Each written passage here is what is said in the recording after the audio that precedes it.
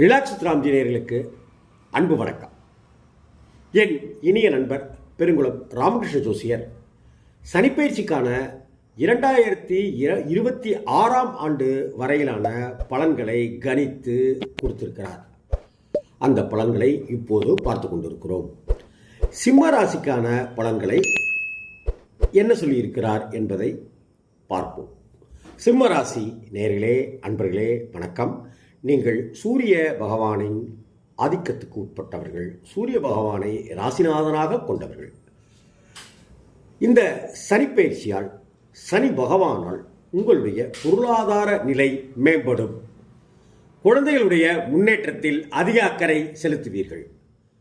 பொதுநல காரியங்களில் உங்களுடைய ஆர்வம் என்பது அதிகரிக்கும் தருணம். திருமணம் தடைப்பட்டவர்களுக்கு, மங்கள காரியங்கள் தடைப்பட்டவர்களுக்கு நல்ல சம்பந்தம் கிடைக்கும். நல்ல நிகழ்வுகள் இல்லத்தில் நடந்தேறும்.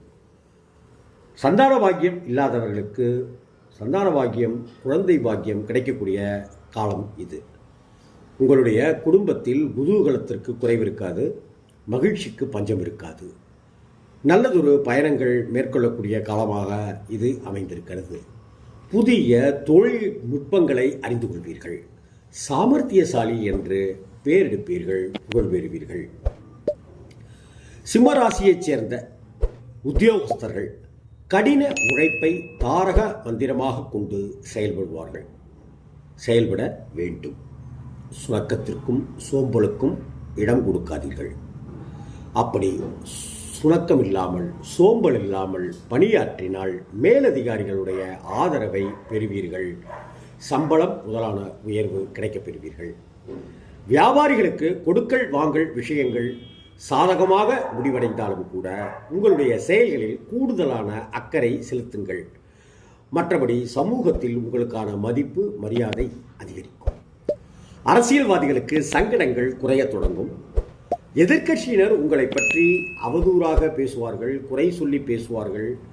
அந்த காலகட்டங்கள் இந்த சனிப்பயிற்சியிலிருந்து கொஞ்சம் கொஞ்சமாக படிப்படியாக குறையக்கூடிய தருணம் இது. தொண்டர்கள் உங்களுடைய பெருமைகளை புரிந்து கொள்வார்கள். கலைத்துறையினருக்கு திறமைக்கேற்ற புகழ் கிடைக்கும், கௌரவம் கிடைக்கும். பண வரவு என்பது சீராக இருக்கும்.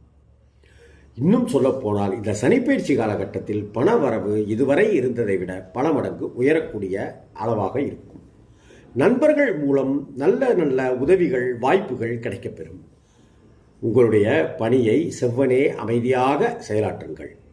பெண்களுக்கு கணவருடனான ஒற்றுமை சுமாராகத்தான் இருக்கும். அதே சமயத்தில் குடும்பத்தில் உங்கள் பொறுப்புகளை தட்டி கழிக்காமல் செயல்பட்டு வாருங்கள். அமைதியுடனும் நிதானத்துடனும் கோபமில்லாமல் செயல்படுவதால் உங்கள் இல்லத்தில் அமைதி, கருத்தொற்றுமை ஆகியன அதிகரிக்கும். மாணவர்கள், மாணவிகள் புத்திசாலித்தனமாக செயல்படுவார்கள். நல்ல மதிப்பெண்கள் பெறுவதற்கு வாய்ப்புகள் நிறையவே இருக்கின்றன. போட்டிகளில் பங்கேற்று பாராட்டுகளை பெறுவார்கள். உடற்பயிற்சிகளை மேற்கொண்டு சுறுசுறுப்புடன், திடத்துடன், உறுதியுடன் திகழ்வார்கள். உங்களுக்கான பரிகாரம்: ஞாயிற்றுக்கிழமையில் சிவன் கோயிலுக்கு சென்று 11 முறை பிராகாரமாக வலம் வந்து தென்னாடுடைய சிவனை மனதார வேண்டிக் கொள்ளுங்கள். குறிப்பாக பிரதோஷ காலத்தில் நந்தியம்பெருமானை வணங்குவதும், சிவபெருமானை சேர்த்து வணங்குவதும் வாழ்க்கையில் பல பல முன்னேற்றங்களை உங்களுக்கு தந்துள்ளோம். சமூகத்தில் உங்களுடைய அந்தஸ்து, அதிகாரம், கௌரவம் என்பன கூறிக்கொண்டே இருக்கும் என்பதில் ஐயமே இல்லை. வணக்கம்.